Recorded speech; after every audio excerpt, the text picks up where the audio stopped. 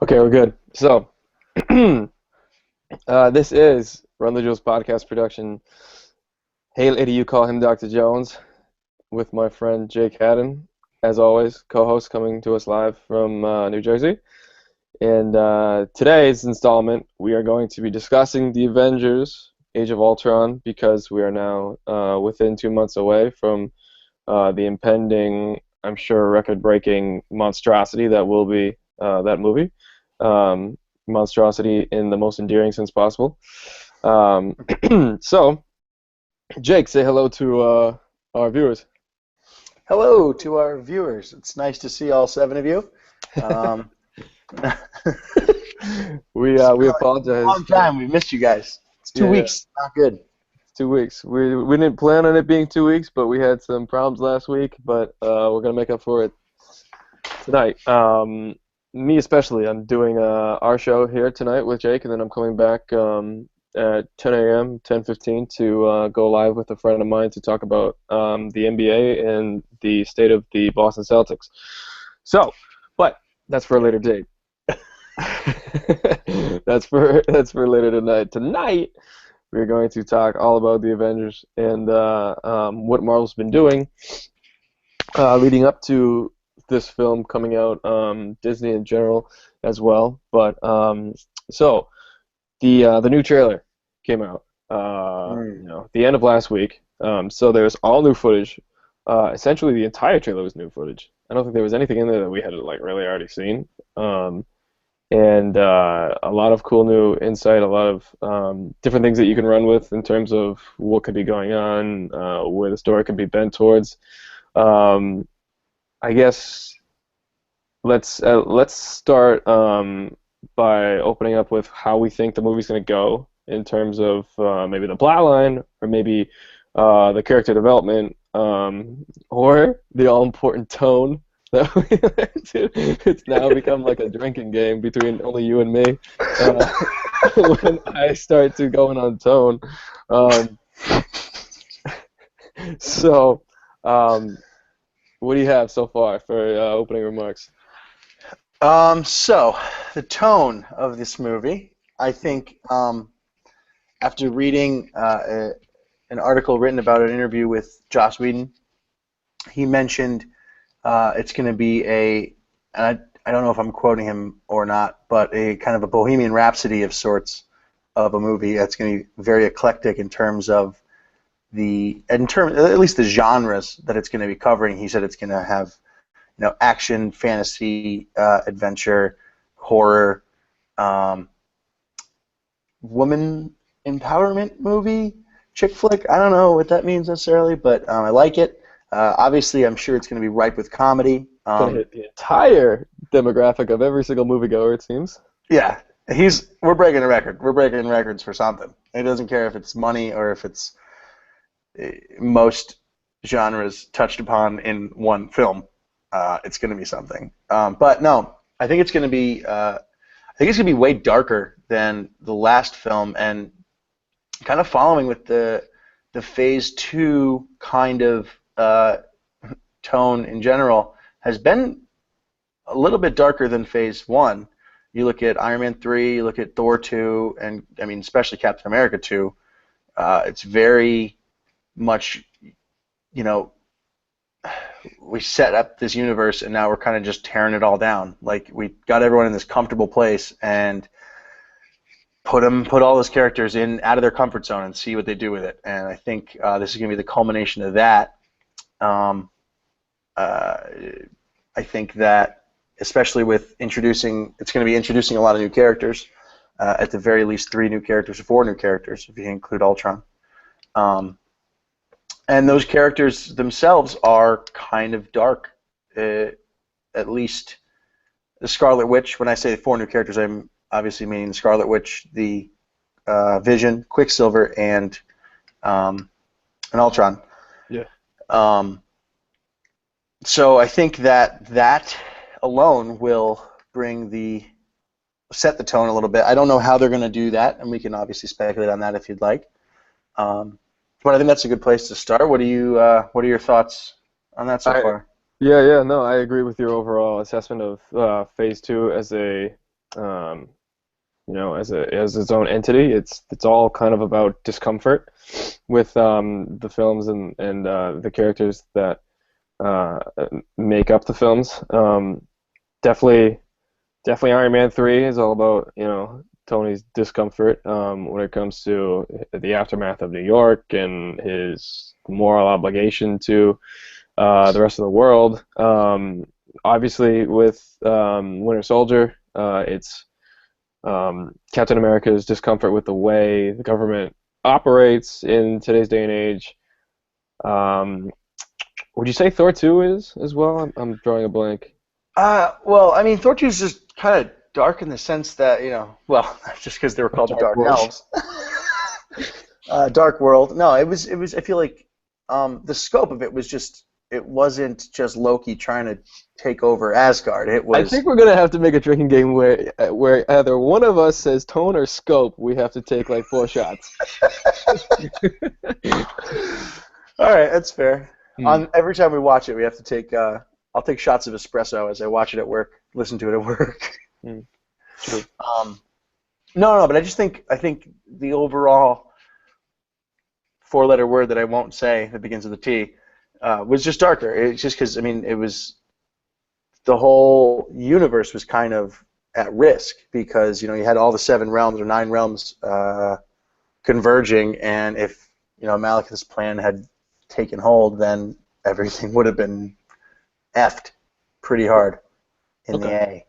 So yeah, so we could throw that one in as well, and then so no, I think it's always like it's kind of typical storytelling. You build something up, and you need to have them faced with a lot of challenges and stuff that puts them out of their comfort zone and makes them grow as characters, and then expect them to come out the other side. So it's pretty par for the course. It makes a lot of sense that Phase 2 would be all about this. Um, I am excited to see them work together more because, as we've discussed before, there's a Phase 1 and Avengers 1, as well as all a large effort to bring them together, and a lot of them they decide to do it, but they're kicking and screaming the entire way. And that also happens in Avengers 1. They're really not a cohesive unit until about the latter third or quarter of the film. Um, they're together, but they're not actually like accepting of the fact that they're now a team. So it'll be interesting. I'm looking forward to watching them sort of have fun with each other, enjoy each other's company, um, be in a spot where they can kind of play off each other with a bit of witty banter, like we saw in the lifting Thor's hammer scene that was released a little while back, a few weeks back. And it sounds like from the interviews I read from different sources online to Chris Evans himself, they've mentioned that there's a lot more of that humor that's placed within the film, which is good. I want to see that. I want to see them working together. Chris Evans also said like you'll be able to watch the film and say like, oh wow, the Avengers just kicked ass there, not like Captain America kicked ass or Tony Stark or the Hulk. So you can say that they're doing a lot of working together, which will be cool to see. Because we're very used to these people as individuals. So managing all those characters and personalities and lumping them together and having them work towards one common effort is a tough thing to get the audience to believe in and to make seamlessly work on screen when you're behind the camera and during production. So Josh Whedon and everybody at Marvel has a full plate with that initiative. But so yeah, I'm very hopeful. I'm interested to see how this movie, because I think this movie will set the tone for Phase 3 as well. So Easily. the aftermath of this movie leads us into Phase 3. So seeing what they do, what they decide for the cutaway scene at the end credits, I'm interested in. It's not a cutaway scene, I shouldn't say that, but Post-credit scene, yeah. post-credit scene, yeah. So I'm interested to see where we're at after this. So Yeah, I definitely agree with you in terms of the chemistry, seeing them interact, not let alone work together. I don't. I mean, I'm definitely interested to see that because, like you said, them being a cohesive unit, they were really only that for about 10 minutes in the first Avengers. So to see that evolve will be sweet. But I'm looking forward to seeing the the characters themselves interact, not in terms of in battle, but in terms of their chemistry alone. Like when they're it looks like drinking some beers and having some fun trying to lift Thor's hammer. Um, you know, Stark and Banner already have that good chemistry that you see in the first Avengers and in Iron Man 3 in that end scene. Um, Scarlett Johansson, I mean, Black Widow and Banner already have some good chemistry. Um, Cap seems to, I mean, not necessarily get along with everyone, but him and ScarJo get along well. Um, Yeah, I like that part a lot of Winter Soldier was their interactions throughout the yeah, entire film. So yeah, but I'm interested to see how uh, he interacts with Iron Man in this because they're gonna obviously end up butting heads, right. and I think a lot of what's going to happen in Phase 3, especially in Civil War, is going to come from this movie. I don't know if Stark is going to get a little bitter because if you watch that scene where they're lifting the hammer or they're trying to lift the hammer, nobody makes it budge, but Cap makes it budge. And Mhm. historically, Cap has been known to be able to wield Thor's hammer if need be, because I mean he's the epitome of humans. The best we've got to offer. He's the best. He's the absolute best we got. So he's definitely worthy. So let's see. I'm interested to see if that maybe instills a little bit of jealousy in Stark or a little bit of not inadequacy, um, but I'm just interested to see what happens. Interesting. We might have just lost Jake. We'll get him back. I'll get him back in a second.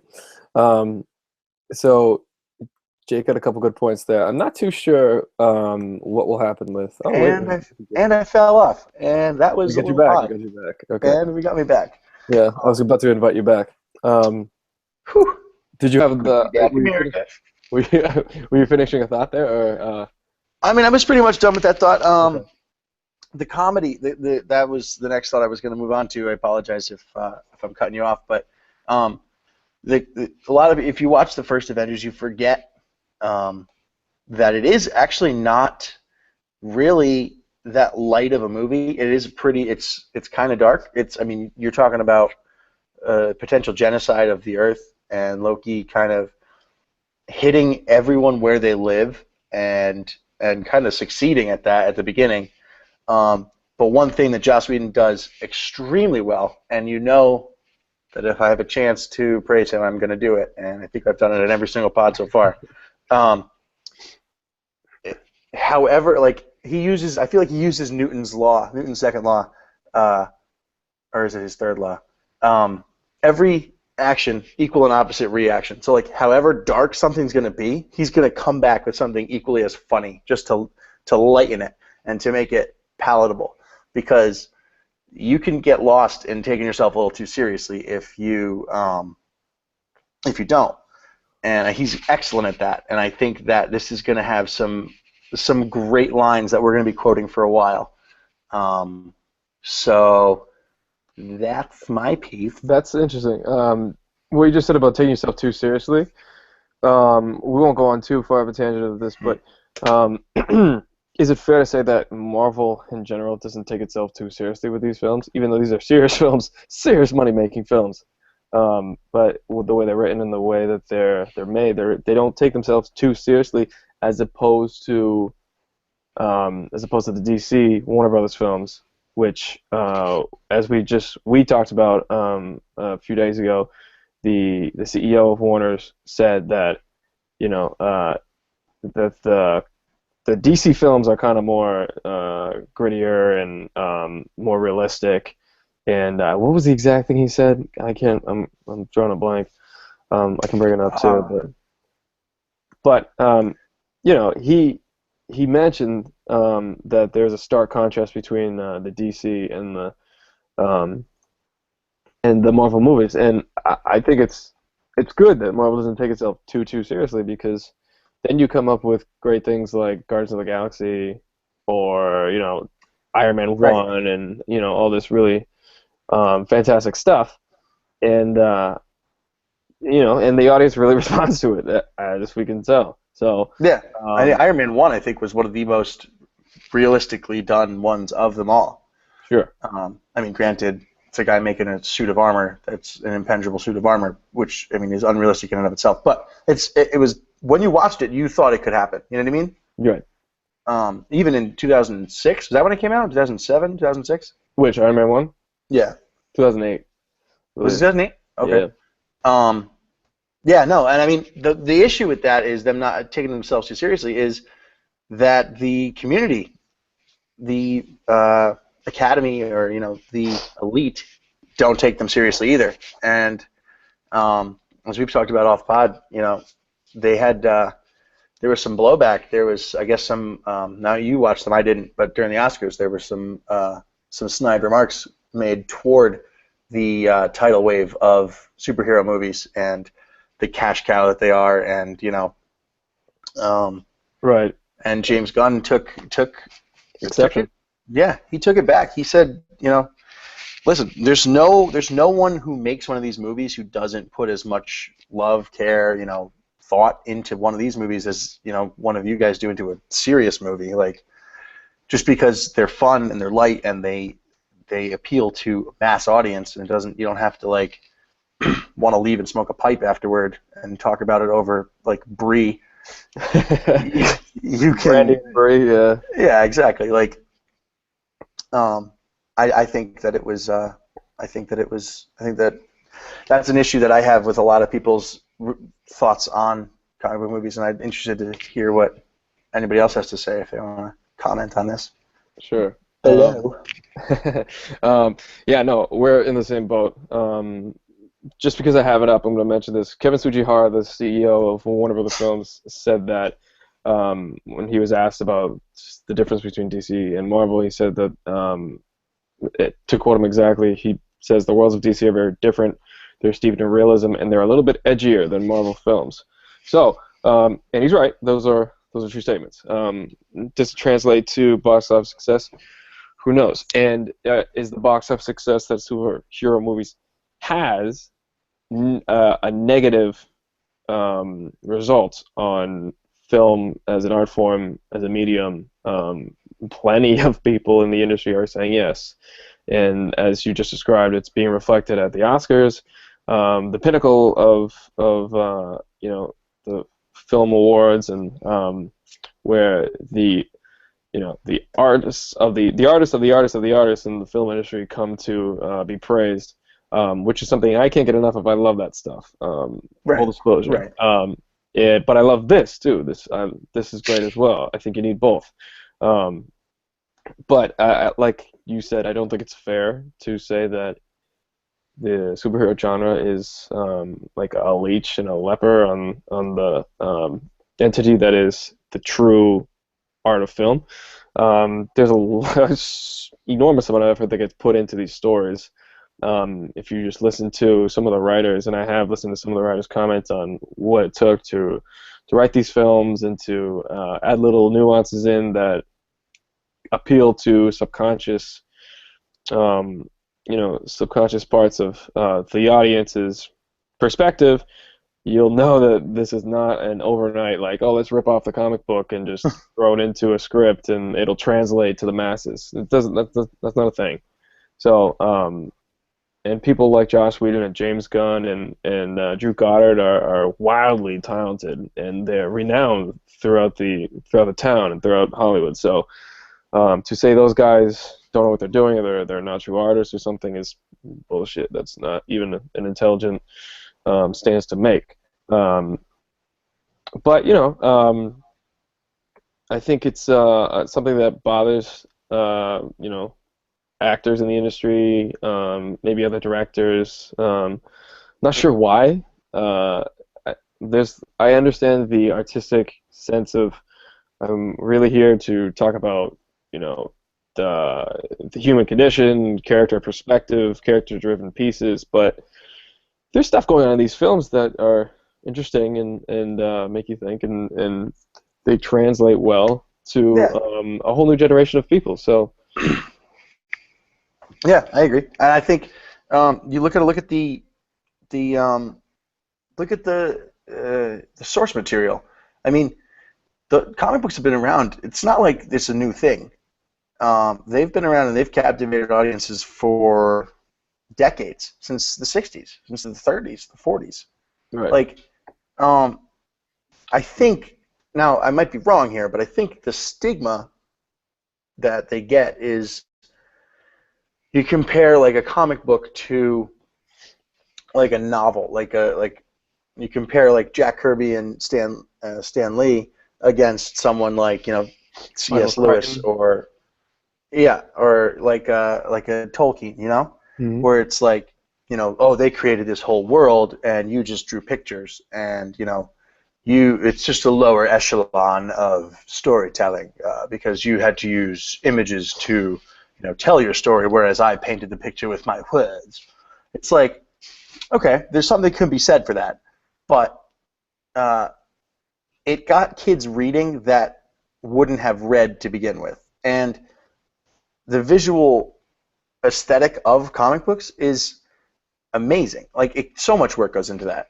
It's a three-person process, and I just think that the source material needs to be respected, and I think the comic book movies need to be respected. And I'm going to stop talking about this because I could go on. I could just babble I'm about not. nonsense I'm about not trying this to all night. visually. I'm not trying to visually cue you. I'm trying to kill a sneeze. I'm like Oh, 85% okay. right now. I'm literally like 85% right now. I came down with a little something at the end of the week, then went out and partied on Friday, which did not help. Shouldn't Um, have done it. I did it yeah. on Saturday. Shouldn't have done it. Mm. Pose a question for you. Do Mm. you think that this might be a factor toward people's depreciation of comic book movies? When they were younger, these critics who don't like the comic book movies were huge comic book nerds and were bullied because of it. And now that comic books are popular, they're bitter toward this new generation who gets to enjoy their comic books without being bullied. Um, so do I think those critics are doing it because of that? Yeah, I guess that's a nonsense question. I apologize. No, no, no. I follow you for the most part. I think that's a very possible thing. That now it's these movies are mainstream. They're the mainstream of the mainstream too. They're not just mainstream. They True. they set the standard too for mainstream blockbusters now. They've become the tent poles and the anchors of uh, every single studio that has one of these properties. So, are they bitter that now it's like they were reading comic books before it was cool type of thing? Yeah, that's probably a real thing. Hmm. Uh, could it be also the other side of the coin where the people who don't like these comic book films, could it be also that they grew up thinking like those who read comic books were nerds? Also very real. Oh Also yeah. possible. Oh yeah. Um, and I think those are both definitely real things that might kind of contribute to some sort of bias. Um, I myself didn't read comic books as a kid. I always kind of wanted to, but I never knew how to like get my hands on them or something. Like, where do you go? Like, is there a store? Like, I don't get. Like, I lived on Cape Cod. How the hell am I supposed to get anything like that? Um, and this is before the internet was really flourishing. So I always was kind of interested, but I was like never. So I had to watch the TV shows. I had to watch TV shows and stuff like that. But now, as an adult, they're huge, huge, huge films, and I'm gonna watch huge films no matter what they are. Um, maybe save for 50 Shades of Grey, but that's now tanking. So, um, but Sorry. so maybe to bring it back towards the Avengers, I wanted to ask you this. Just as a this is an Avengers question overall, Okay. because you and I loved the 2008 version so much. Do you like the new Hulk over the Edward Norton Hulk? I watched The Incredible Hulk like 3 days ago. I love that movie. I don't know why people don't love it. I don't understand why Marvel is trying to pretend that it didn't happen, because it shits on the Eric Bana version, which was in itself a piece of dog shit. Um, while I was watching it, I was like, I understand why people didn't like this Hulk. I don't know if maybe the CGI just wasn't quite there yet. But In I do 2004, like this Hulk. the Eric Bana. No, not the Eric Bana one. That one does not exist in my brain. The Edward Norton one. The CGI in that one, how he was just, you could see the muscle fibers a lot more than you could. Like, it was very muscle group. Like his pecs were like made of 9 or 10 like strands of muscle. Like, I liked that at the time. After seeing Joss Whedon's Hulk in the Avengers, I think that is a far superior one. Plus, I loved Banner. I'm not Banner. I loved Banner. I loved Edward Norton as Banner. That's tough to say, but Ruffalo is tops, dude. You can't beat. I think he embodies Bruce Banner more than Norton did. Yeah. So here's how I would have it. I would have Ruffalo's Bruce Banner, but the 2008's Hulk. Are you gone again? Interesting. All right, so I'll continue to talk. There you are. Like I said, I don't know if you heard me say this. I like Ruffalo's Bruce Banner, but I like the 2008 Hulk. And if I'd have put them together. I like the 2008 Why? Hulk because, for a few different reasons. I think the action in and this is kind of unfair because this is the Hulk's movie, so what the Hulk gets to do and smashing and all this sort of thing, the action that he gets to put together is more impressive than what goes on in the. I almost feel like in the Avengers, the Hulk is just kind of like, not a bit of comic relief, but kind of like the sideshow add-on sort of. I don't know if that's fair, but I have Explain yourself. Explain yourself. kind of like, he can't be that smart during the Hulk phase, and he just kind of like is this uncontrollable animal that they just kind of have on the team, which is very effective, but isn't like very methodical or they just kind of have to like contain him the entire time. Not towards the end. Towards the end, he's a valuable asset, and he will be in the second one as well. But I don't know. The 2008 film felt more like the thing had a purpose. The thing knew what it was doing. And in the Avengers 1, he was just like beating up Thor, and then like chasing after Black Widow. And maybe I'm not being totally fair, but I just liked the 2008 Hulk. I think better than. I think I like the look of him better too. And I liked his. Now I'm really splitting hairs, but I liked the look of his facial features more than I liked the new one. But I don't know. That was just something I wanted to get your opinion on in terms of the Hulk. The Hulk looks like he has a rough go of it in Avengers 2, between the Hulk Buster and I think we might have talked a lot about maybe the Hulk does something really bad by the end of the movie, or Yeah. potentially. We need to discuss that in length, and this might be the time to do it. But I just want to start this by saying that we could not disagree more. Yes. I don't think it's possible. I can't believe you said what you just said, because I don't. Are we having a Shia LaBeouf moment? This is like the dress is white and gold where it's clearly blue and black moment. Like, I just don't see what you see. I think that the Hulk, while he was a little bit of comic relief, he definitely showed more control in this movie. The one point where he went crazy, Loki like planned that out. That was part of Loki's plan, was to use the scepter to fuck with him and to set him loose on them.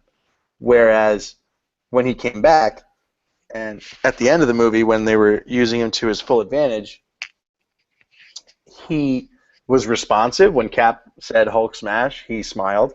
He like what's the word I'm thinking of? Deliberately caught Stark as he was falling. He woke him up. He worked with the team. Granted, him and Thor didn't get along, but he's the Hulk still. Like he's pissed. He's a pissy dude. He's an angry teenager. I got it now. I got it now. This is Okay. what I was trying to articulate, which I was just All right. not succeeding at. In the Avengers movies, like you just said, Chris Evans, Captain America says Hulk smash, and he goes, "All right, cool." The Hulk is not a dog who's sick on somebody.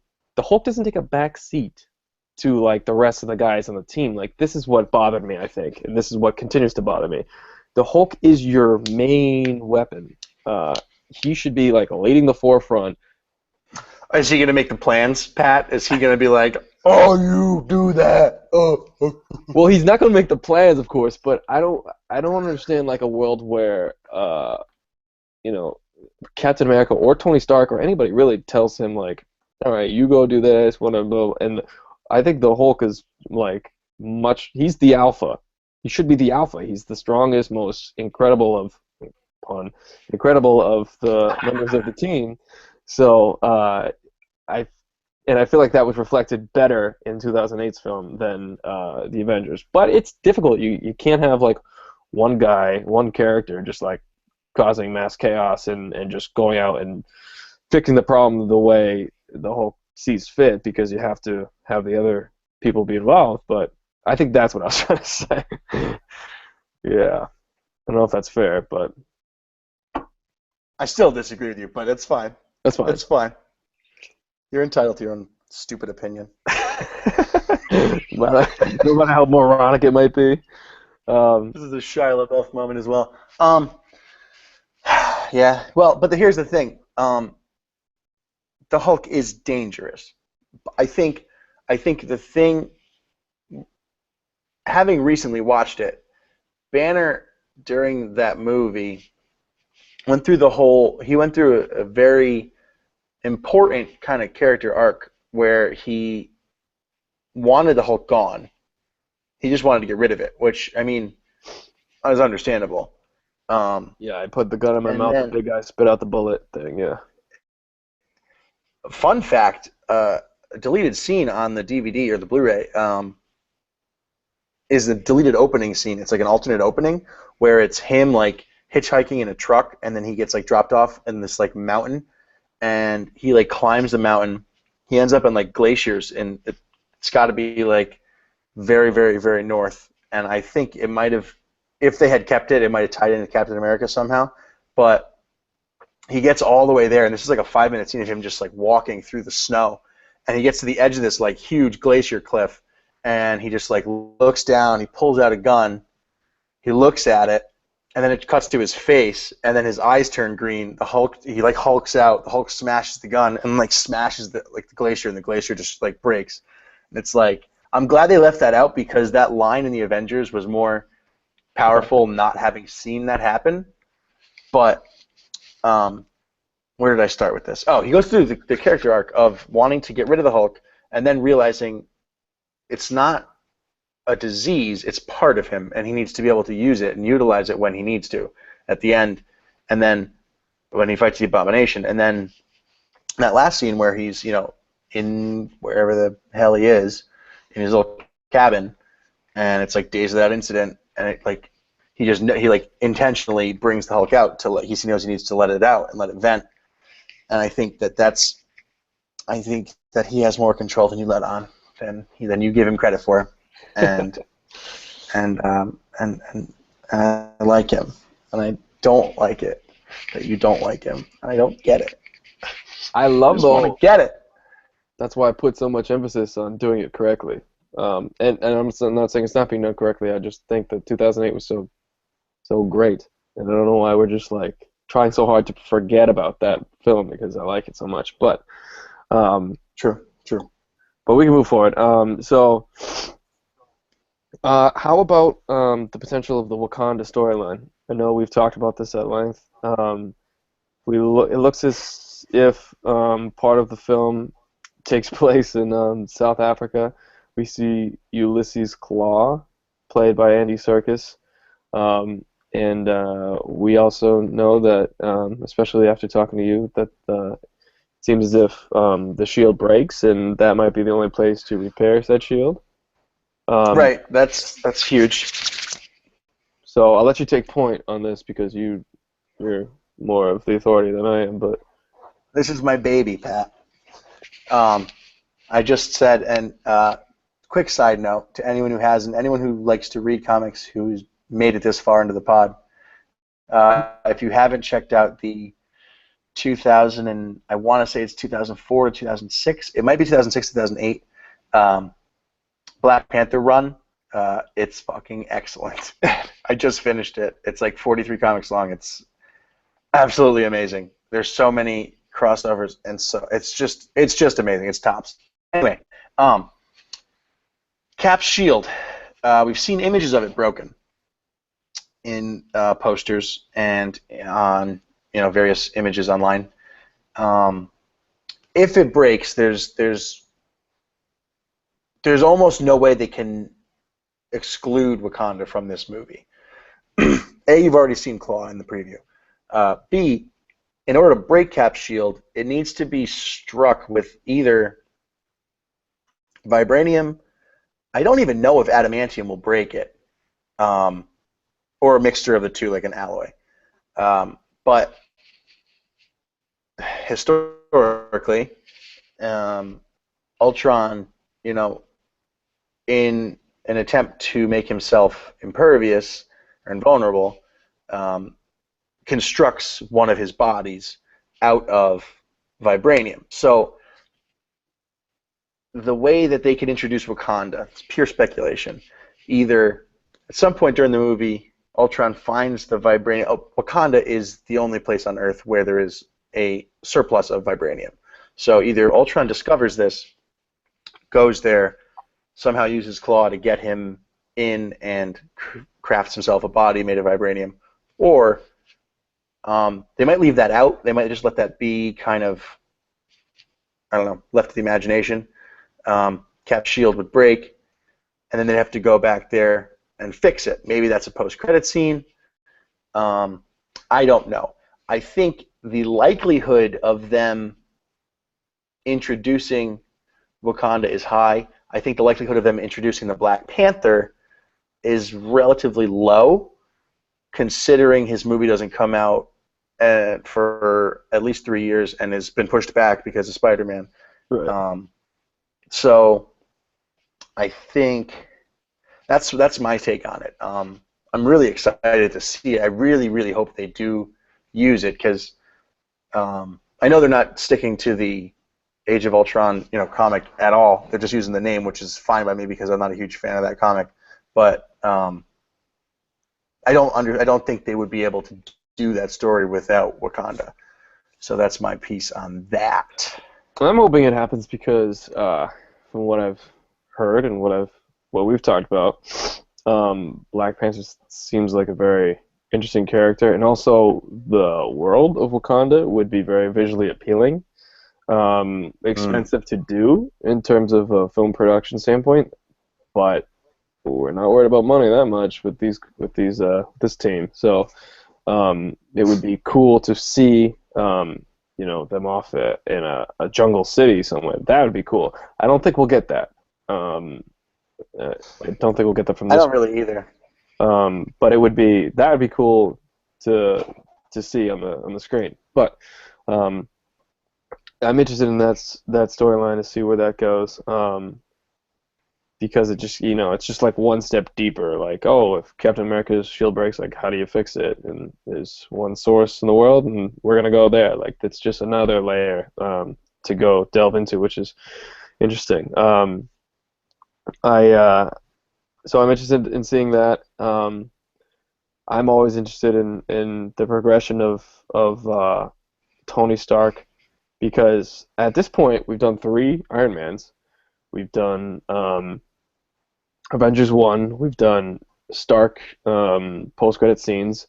I don't think you can max out Robert Downey Jr.'s Tony Stark, but we're getting to a point where we're paying him $50 million and everybody else is getting paid like $5 million, which is a real thing. For Avengers 1, he got paid $50 million to do that film, whereas, the next top billed character might have been like Chris Evans for $8 million. So his team knows how to negotiate. But I'm interested to see what goes on with Stark because he's the figurehead. He's the forefront of the whole Marvel Cinematic Universe. So where they go and how you are able to sustain that character is important to me. I'm going to be looking out for that to see what happens. I mean, the next logical step after Avengers 2 is and as we know, is for him to appear in Civil War, juxtaposed against Captain America. But I like where it makes sense where Tony Stark is at. Like, he builds a lot of stuff. He kind of blows a lot of stuff up in the process by trying to do good, but it never totally works out the way he wants.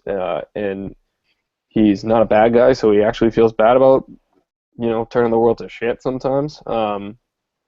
Especially from the pressure of outside influences, even from like Captain America, who was always on his ass about being a good person and doing the right thing and not being so selfish. Now he's trying to not think so selfishly. So it makes sense that this is where that character would be at. So I'm going to be paying attention closely to how he interacts to this legacy of destruction he's kind of left behind, which started from Iron Man 1 when he decided, I don't want to make weapons anymore.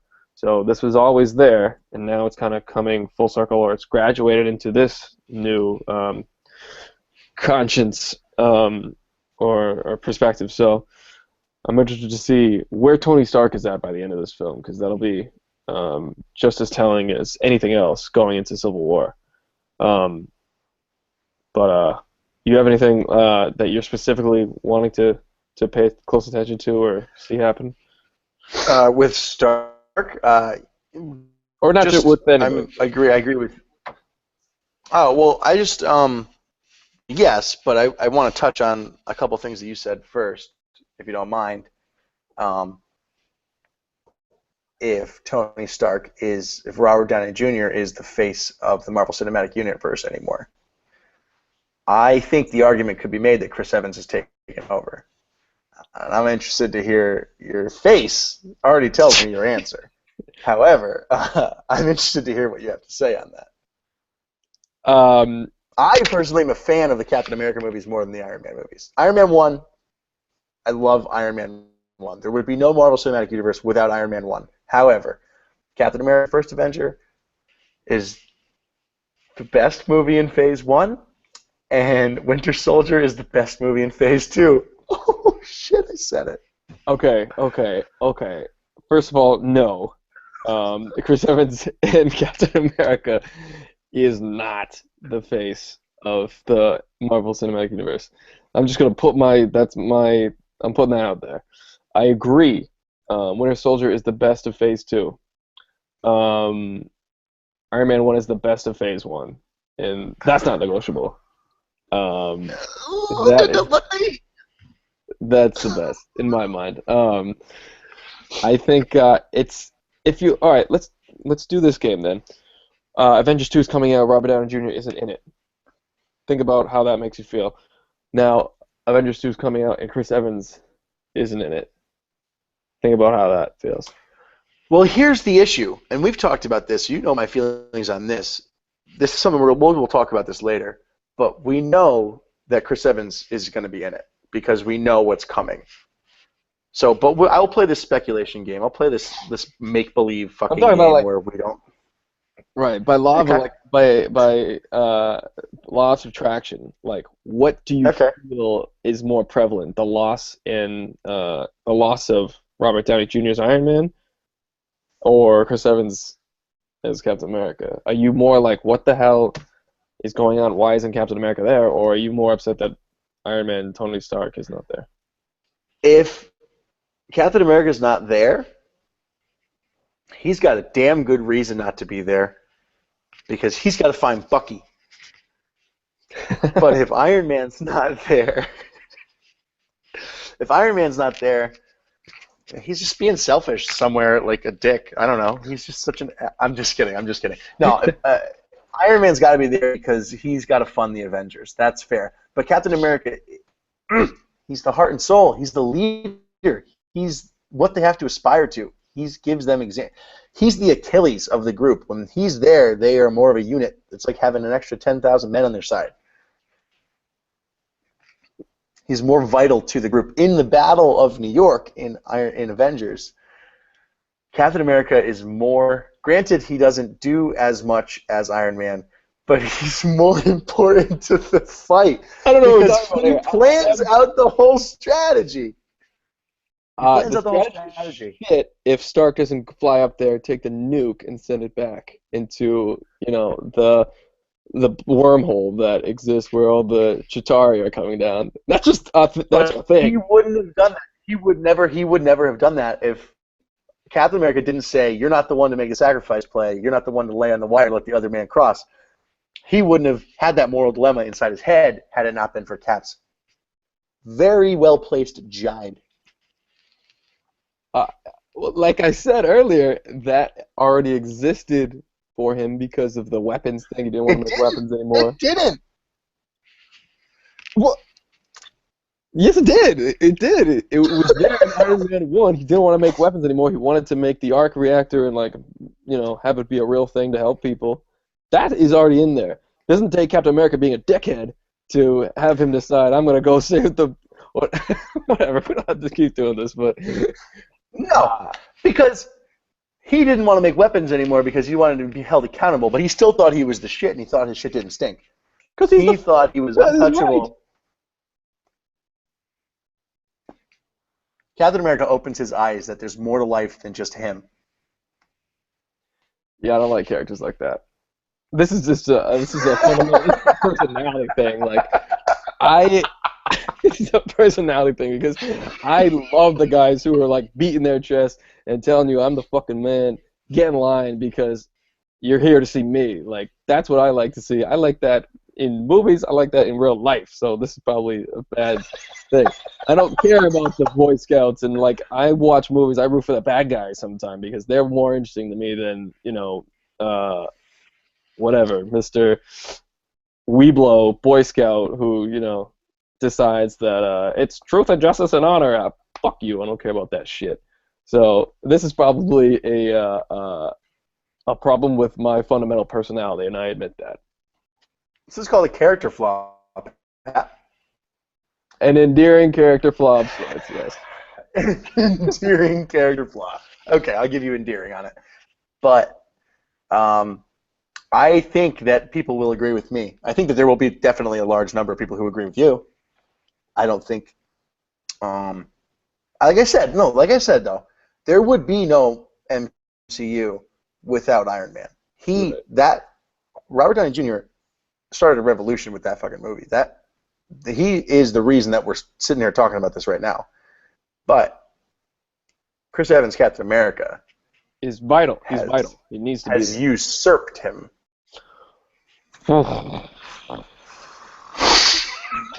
Just don't agree.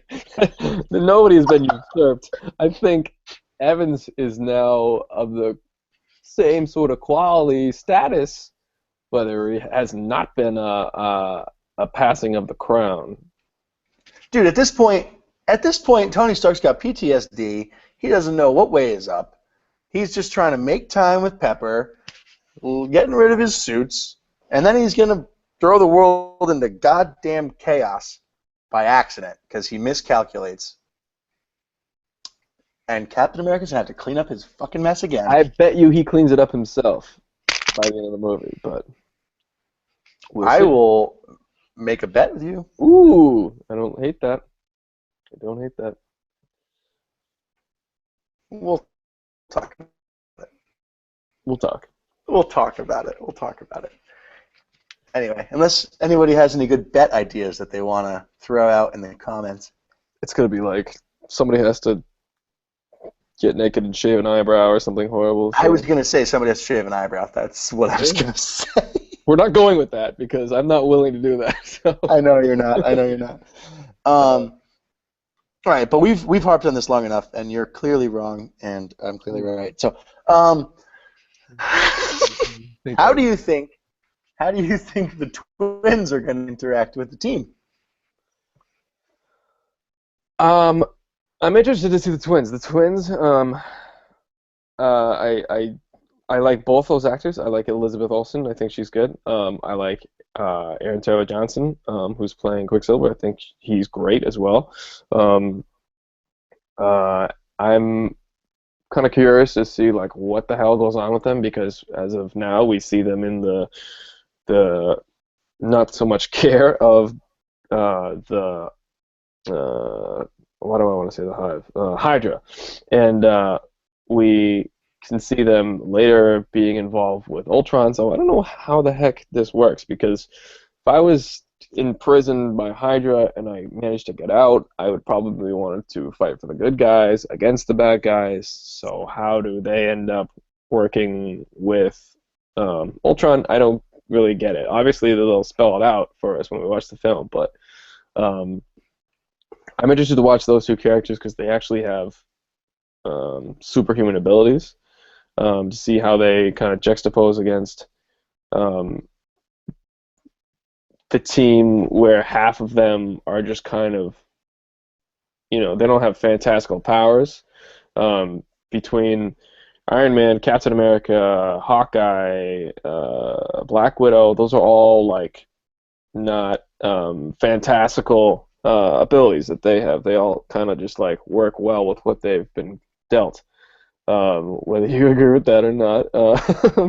And the twins are, um, actual mutants and actual superhuman abilities. So um, I'm going to be interested to see how they make it convincing that Black Widow could ever go up against the Scarlet Witch and have anybody ever think that Black Widow could ever win.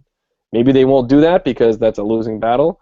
But I'm interested in the twins very much. I'm interested to see why they're even involved in the first place. Because it is kind of random to just throw mutants in the game. Um, and I hope that they're going to have, this isn't like a one-hit wonder for them. I hope they're going to have a presence later in Phase 3, but I'm not sure what will go on with that. But um, I'm glad they're in there. How do you feel? I agree. I think I'm definitely interested to see how they interact with the team because, as you can see from the um, previews, well, at least what they make it seem like is they're going to be at odds with the Avengers. Now, like you said, they're in the not so caring hands of Hydra when we're introduced to them at the end of Winter Soldier. Um, so, and they've also, had a shitty childhood, so they're probably damaged. And the Scarlet Witch, especially, has never once been, depicted as playing with a full deck. So, I'm interested to see if they actually end up working with Ultron, or if it's a situation where, the Avengers or Captain America on his search for Bucky as, a good human being would do to go find his friend. Not that Iron Man has ever done anything like that because he doesn't care about himself. But no, I'm interested to see if after they break them out of Hydra, if they go willingly with them, and it's a situation where something out of her control happens, she becomes emotionally unstable, and then havoc ensues because of that, because she is one of the most powerful mutants. Right. Um, And you mentioned before to me that maybe it's she goes off the rails and Quicksilver comes to her aid because right, because the Avengers team up against her, and then he doesn't know these people as far as he can throw them, so why would he not, help his sister who, just escaped captivity. As to why they brought them in, I think there's a couple of reasons. It's either just the, haha, we can, which is, Marvel saying to Fox, like, yeah, you own them, but so do we, and two big yeah. ones for you guys. Or I think it could be to add, roster spots for Civil War. You want to, and especially even the Infinity Gauntlet, you want to have as many people as you can, as many characters as you can, introduced before a story like that, so you don't have to waste time during those movies introducing characters and that exposition, because that gets lengthy, and if you don't introduce a character properly, shit fails, which Right. is everybody's fear with the DC Dawn of Justice movie. And like you look at the Sam Raimi Spider-Man 3 or the Amazing Spider-Man 2, where they just threw villains and characters at you and basically just like slapped you in the face with them. And it's just like, here you go, here you go, here you go, here you go. It's like, come on, come on. But I am very interested to see the twins. I think that they're going to be awesome. I'm really interested to see Quicksilver more than the Scarlet Witch, to be honest, because I loved, I'm terrible with names. Evan Peters. Evan Peters. I was gonna say Bloody Face. I love his take on Quicksilver, but I think this is going to be a much darker, tormented version than his happy-go-lucky version that we saw in Days of Futures Past. But I'm interested to see Baron von Strucker more than I am the twins, to be honest, because you've heard tell of him in Agents of S.H.I.E.L.D. Yeah. What? Can you tell viewers and me about Baron von Strucker, and kind of on his like hierarchy in Hydra, while I go get my computer charger real quick? Sure. Yeah. Sure. So at the passing of the Red Skull, Baron Zemo takes over for Hydra, and I believe, and guys, correct me if I'm wrong, because I have been wrong in the past, and I'm often wrong. But I'm doing my best to read as many comics as I can in the next, ever. But no, my brain is just going all over the place. Marvel Unlimited is amazing. I know comic book stores probably hate it because I've spent much less time there than I have in the past, but it's a great tool. But anyway, Baron von Strucker kind of takes over for Hydra, and he's the highest head at this point. So you've heard his name a couple times in Agents of S.H.I.E.L.D., and he seems to be in control of the scepter, Loki's scepter. Oh, that's right. That's true too. Which is the Soul Gem, or we think it's the Soul Gem. And I don't know if you've ever watched a YouTube channel called Comics Explained. It's a great channel. If you don't want to read comics but you want to know about comics, I highly recommend listening to him. Rob, he does a great job with everything. But I recently found out through him that there's a tie-in comic with the Avengers in the Marvel Cinematic Universe that kind of explains how he came by the Soul Gem, because S.H.I.E.L.D. had it in its possession, but S.H.I.E.L.D. was Hydra. So at some point, someone just kind of pocketed the Soul Gem and dipped out. So that's how he kind of has it. Yeah. And that's a huge oversimplification, but he's the tallest head of Hydra at this point, and everybody answers to him. And yeah. So actually, that brings me to one of the other things I was going to ask you about. Are we going to see? Actually, that kind of answers it. I was going to ask, are we going to see it in an Infinity Stone? Because we have to keep doing the Infinity Stone things. Like I kind of forgot, but it has to keep going towards Avengers 3 Part 1 and Part 2 for those movies to make sense. So I was going to ask, do you think we're going to get a Soul Gem accomplished in Avengers 2? And the Mind Gem. It's the Mind Gem. It's not the Soul Gem. It's the Mind Gem. Oh, I'm sorry, an Infinity Gem, I should have said. Right, but no, I feel you. So do you think we're going to get that collect another one by the end of this movie? It will be that. I think it will be that one. I think it will be the Mind Gem. I think, and this is 100% pure speculation, I think that the Mind Gem is going to play an integral role in the creation of Ultron. I think that Tony Stark is going to use it to kind of give it sentience, if that's a word. Um, and I don't think we're going to get introduced to a new one because I mean we've already seen that one in the Avengers 1. So I don't think we're going to see the time, the soul. What are the other ones? We've already seen the power gem in Guardians. We've seen I can never what's remember.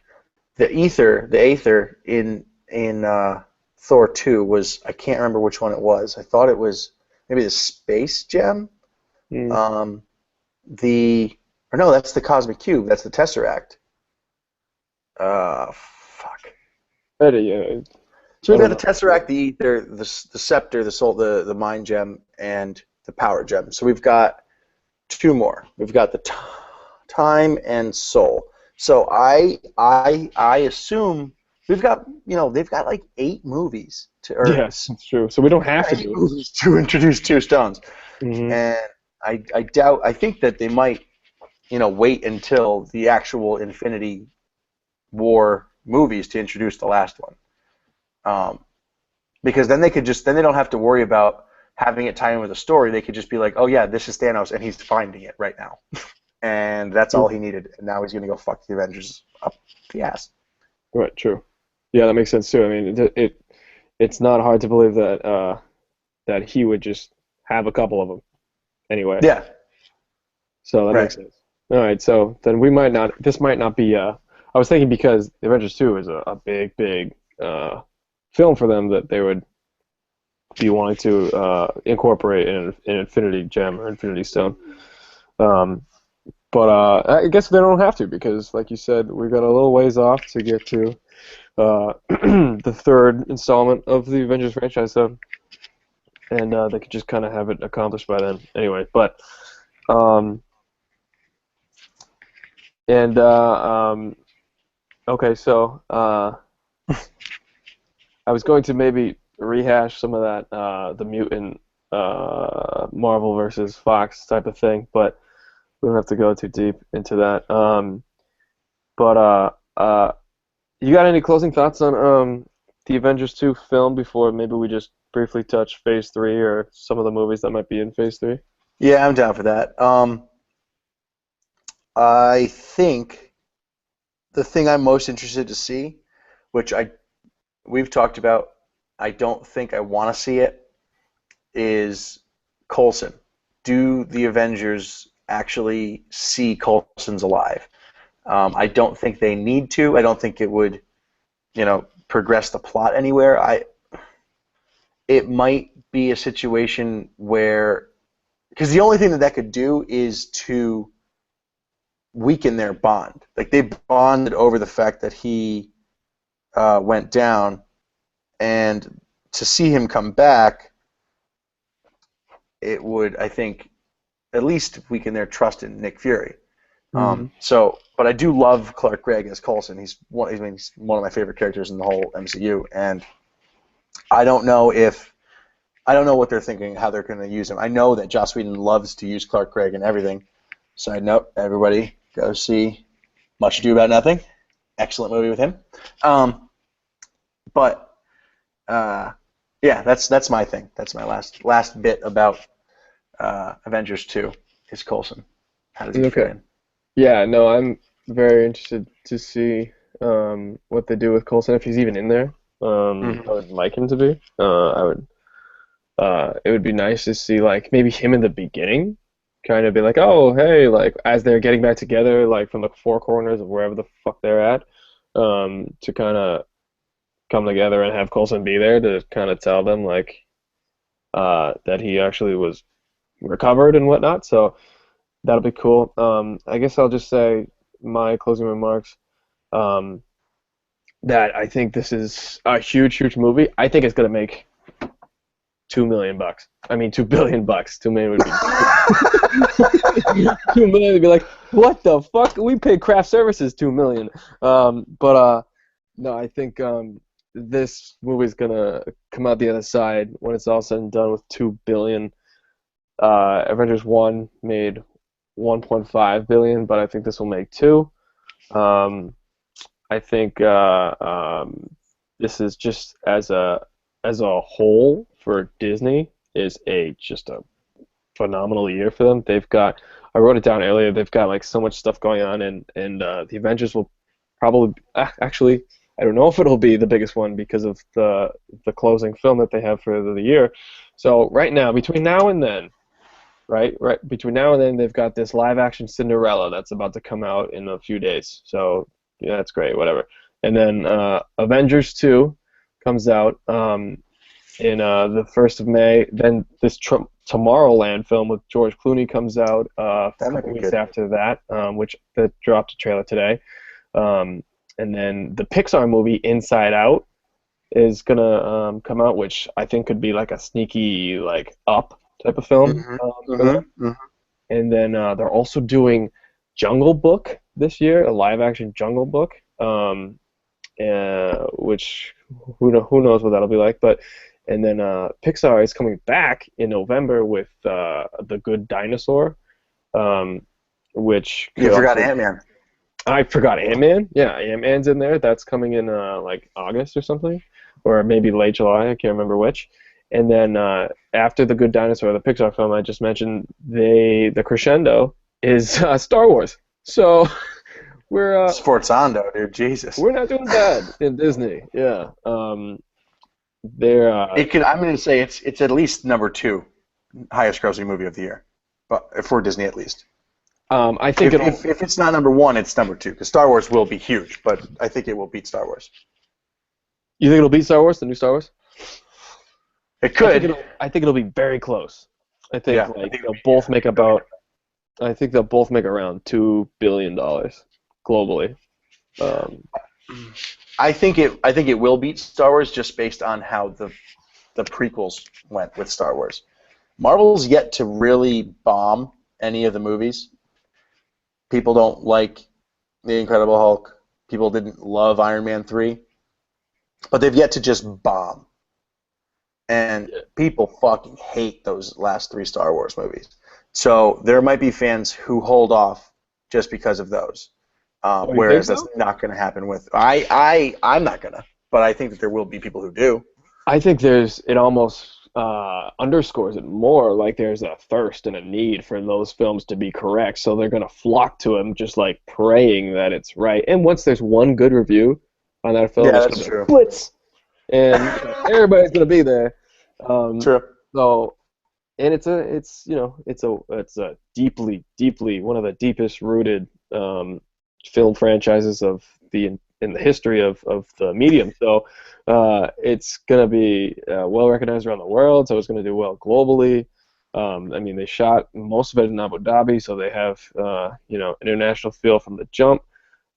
So which doesn't mean much nowadays because everybody does. But I think it could be a $2 billion film as well. This could be a nuts year for Disney. It is already a nuts year. This is going to be a nuts year for Disney. Yeah. So I guess that'll be the last thing I kind of say about Avengers 2. I think it's going to be great. I'm excited to see them working together, their team chemistry and whatnot. What it means for when it's done, going into Phase 3, especially Civil War, and and I can't wait to see the numbers it makes. Just because I'm the business side I like to geek out on, but I think it's going to make stupid, irresponsible money. So it should be good. Yeah, just Mickey just making it rain at Yeah. Crazy Horse and whatnot. Um, yeah, I wish Corey was here just for that because Corey does the best Mickey. yeah, he does do a good Mickey. It's really spot on. Okay, so maybe we could just touch quickly on Phase 3. What are you most looking forward to in Phase 3? I'm going to say I'm really encouraged by the rumors, and there are rumors of what's going on with Spider-Man, the standalone that they just got property rights to, with Drew Goddard now being rumored to be not only directing but also writing, which is almost more important to me. Writing is the backbone of whether the film lives or dies. So I'm very much into that. Drew Goddard is great. He's in the same vein of the guys who have already had great success in terms of Josh Whedon and James Gunn. Um, and and he did Cabin in the Woods so well, which everybody had a lot of positive things to say about, which had Thor in it, Chris Hemsworth. So yeah, um, there isn't an H. Okay, sorry. So I'm interested to see what Drew Goddard does with that property. It doesn't sound like they're going to bring Andrew Garfield back, so it'll be very interesting Yeah, to see no. who they slate into that role. I'm sure they're already hard at work to find that person, but I'm concerned a little bit because some of the rumors that I've been reading about Spider-Man are not disheartening because, okay, most of the Marvel Cinematic Universe is kind of taken and from the Ultimate Universe, and the Ultimate Universe Spider-Man is not Peter Parker. yeah, It's Miles Morales, which I would actually be interested to see Miles Morales, and you would get your wish because I know you want to see a high school Spider-Man. You want to see an actual young kid, and um, you don't want to see the adult Spider-Man. You want to see wisecracking kid. Am I wrong? Because you I mentioned that to me once. I am interested in that character potentially because I think it's a little bit different. We always get the post high school for the most part. We typically get the post high school. I work for the Bugle, Peter Parker. Yeah. So we're used to seeing that. But I also, like we talked about before, I don't want the origin story again. I don't want it. So I will leave. I will actually walk out of the theater if it's an origin story. I don't want the origin story again. Which also it's hard to. I mean, if you're doing him as a young person in high school, you kind of have to expect that they do the origin story because it just is right around. That's like the biggest thing that happens when he's of that age. So I will gladly forgo the notion of my interest of him being in high school if we have to do an origin story along with it. But um, Yeah. I think it would be awesome to see Miles Morales, but I'm concerned as to its success because I think the ignorant people of the world will rebel if it is. Did you see the response when the rumor started that Donald Glover was going to be Spider-Man? see, He yeah, and that was just a rumor, and like he was like, it's just a rumor. He's like, whatever. But like people freak out. People freak the fuck out, Pat. And this is my biggest thing is about Phase 3 is knowing too much of what's coming. yeah, Phase 1 worked so well because nobody knew what was going on. right, The 25 people who went to see that movie and stayed after the credits and saw Nick Fury be like, we're talking about the Avengers Initiative. I was one of them because that's how I was raised. Stay for the credits because people worked on this movie, and if the least you can do is see their name scroll past, then they deserve that. They deserve at least that. But the people who didn't, like, nobody was like, oh my god, so like Nick Fury's in, and then like Captain America's gonna come out in 3 years, and then like the Avengers gonna happen, and then like it's gonna be like this and that, and then Thor, and then it's like no, that didn't happen. It was excitement. It was the Easter eggs that, if you comb through now, are like everywhere in those first couple movies. They didn't have like an entire industry of people like combing through these movies and like posting blogs and like articles on like the HuffPost or like Movie Pilot, or not so much Huffington Post, but like Movie Pilot and like the Nerdist and your comingsoon.net, like all that stuff, which are great and I love them. I eat them up like everybody else does. yeah, But I think that kind of it doesn't necessarily set them up to fail, but it puts a target on their back. And these next movies, it's much harder to keep stuff under wraps. Like I'm so impressed that this last trailer, it was the first time we saw the Vision, and I'm not trying to go back into the Avengers 2. I'm just saying we don't have to, but I'm just that kind of thing. Like we've only seen like 2 images of him, and it was just his back, like back turned to the camera, and it's just like, oh, he's red and green, like that's got to be the Vision. It's like I didn't need to read that article. That article didn't really do anything for me. It's just trying to spoil shit for me. Fuck off. mhm, But Um, but yeah, so I'm sorry. No, no, I'm That's with my you. rant. My last rant of the day. No, no, I'm with you. We've talked about it before. It's like suffering from success. You can't sneak up on anybody anymore, which is kind of not cool, not fair. But now these are the benchmark of success in Hollywood. Everybody sets their watch by when the Avengers is coming out. So that comes from such financial success. So now when Chris Evans sneezes, someone's gonna write a blog post about it. So that's just kind of like what happens, especially in our internet age. So I'm with you. Side note, I kind of don't hate the Donald Glover idea, but he still looks like a young person. But he's older. I think he's all of 30 now. Glover? Talking about Yeah, Donald Glover? yeah. But I agree with you. I didn't hate the idea. Like, I don't know if that's like people who are just like outraged by it are either just like fanatical purists or like I don't want to say they're racist, but like I mean, that's what they are. I mean maybe they're racist, but The thing is, here's why I wouldn't actually hate that. I would actually love that. The only thing would have to be the writing, because I read an article that was like it was like all my thoughts and all my dreams about Spider-Man like poured into a page by somebody else.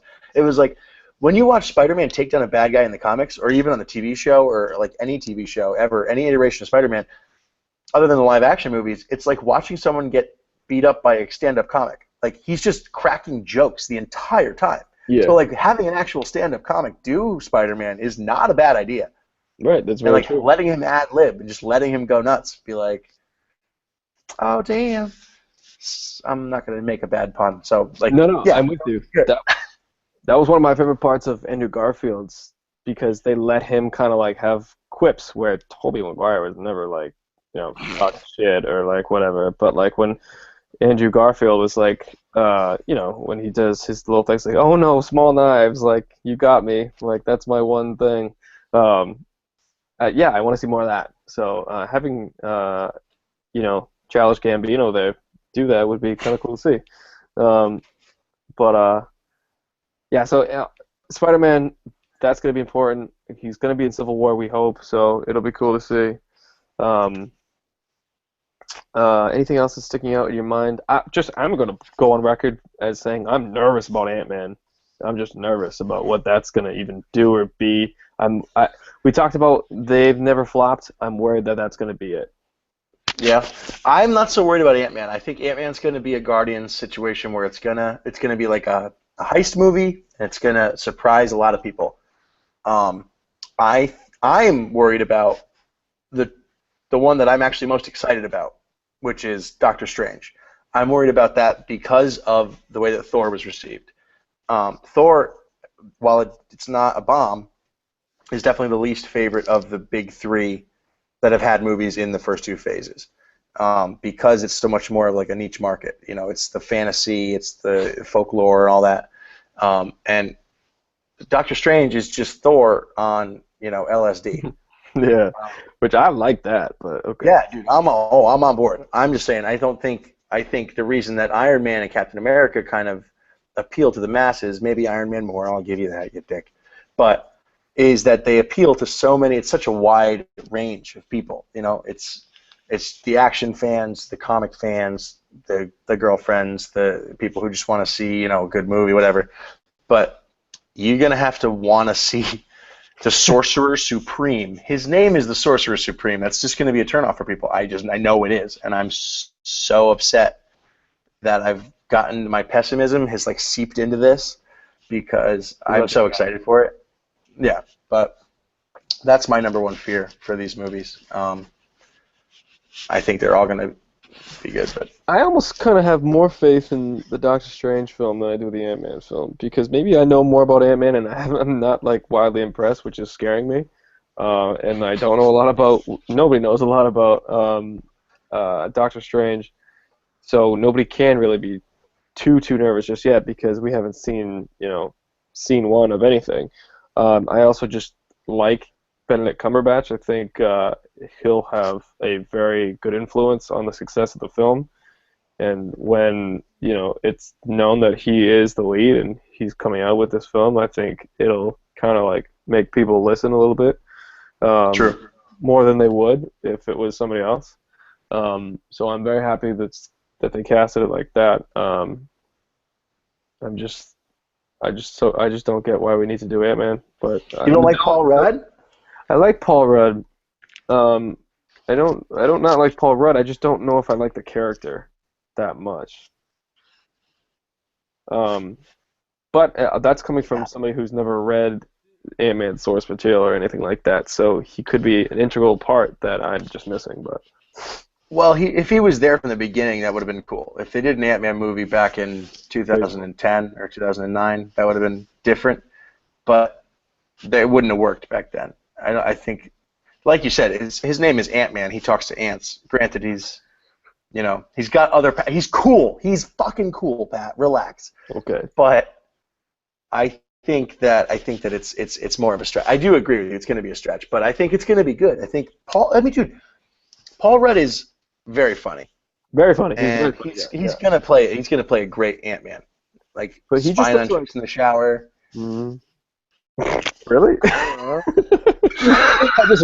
just went with it. I didn't even listen to what you said. I was like, wait, what? Is he going to do that? No, I like I Paul don't Rudd. know. I'm into Paul Rudd. I just don't know if like they're using him in his normal Paul Rudd way. You know what I mean? Like he seems like really like bummed out and like really like superhero melodramatic-esque, like oh, like all the responsibility I have all of a sudden, and Paul Rudd is normally like just slapping the bass and like pop up, like how we're used to seeing him. So I don't know. I'm not I out mean, on it yet, but they made a dramatic trailer that showed you literally nothing that happened in the movie, and you're gonna throw it under the bus for that. uh, well, maybe it's a marketing thing. Like I'm nervous because I'm a marketing person. I'm nervous about what they've done so far with the marketing. I think they should be like explaining it to us thoroughly, like beating us over the No, head with it. no. Well, how is the mainstream audience going to get into it, though? Like, we haven't How did seen the a mainstream real. audience get into Guardians? Well, the promotion for Guardians, I think, was more active than Ant-Man. And it's tough because this is a brutal year for Ant-Man to be pitted up against, like we just talked about with all those films coming out from Disney. But I'm hoping for a Guardians like success. I don't think it'll be Guardians. I think it'll be No, no. I think it'll be good. I'm looking at it like that movie will pleasantly surprise me, and that's what I'm hoping for. But uh, my expectations are here. Me too. Me too, to be honest. But So it can I only think go it's up. going to surprise me. They will go up. Yeah. Um, all right. So we got any other closing thoughts before we sign off? Anything you got? Mm. I mean, I could open a can of worms, but I don't know if you want me to save it for another one. Tell me the can of worms, and I'll tell you whether to pop it open. What happens after we fight Thanos? What happens in Phase 4? um, yeah, we're gonna pop this open. So I think they're already planning for that right now. Obviously, they're already kind of like conceptualizing what they'll do and whatnot. I think, like we've talked about before, off pod and in other discussions, that these characters aren't going to be played by these same actors. They're just not. That's not how filmmaking works. Robert Downey Jr. is not coming back as Iron Man unless he's like Hugh Jackman as the Wolverine, who has said he'll play that character until he dies, and they want him. But I don't see those actors coming back and doing Phase 4 because that would probably have them sign on for at least 2 to 3 more films, and you know And we're looking at 2020, 2021, 2022 at that point. yeah, yeah, and at that point, like that's close to a generation of actor that you can kind of graduate from and just recast it or whatever, or not do something else.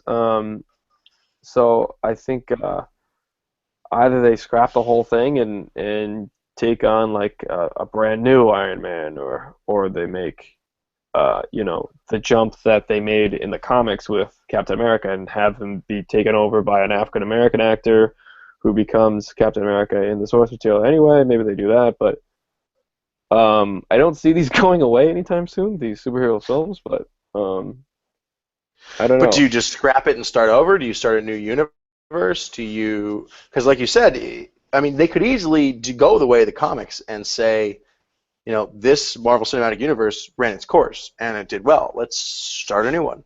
We can easily do that with an alternate Earth. My thing is, once you fight Thanos, there's nowhere to go from there. There's no bigger threat to the universe than the Infinity Gauntlet. There's no, I mean, if you're going to talk about the cosmic as opposed to the Earthbound, like Marvel Cinematic Universe, neither of them have a bigger threat than Yeah. Ultron and Thanos. They could, and they're doing Ultron already, and I mean, they could deal more in the specific characters themselves. I think that would be good. Or they could, introduce the new Avengers or the Secret Avengers. Or like, I'm concerned. I'm not that I'm concerned for them that they're not going to make money off of it. I'm concerned that the level of storytelling is going to decline, or that they're going to try to do too much. Or they're going to, I don't know, lose sight of the goal. Oversaturate the market and exhaust the viewers. That's what I'm worried about. Yeah. I don't know. Maybe they just say, we just kicked ass and we can't like stretch it out any longer than this. We just kind of have to hang it up and move on to the newest projects and whatnot. Yeah, they're probably going to do that. Well, I don't know what they can do because, like you said, they're the biggest storylines they've done, and we don't want to see a whole new cinematic universe do the same storylines. So, True.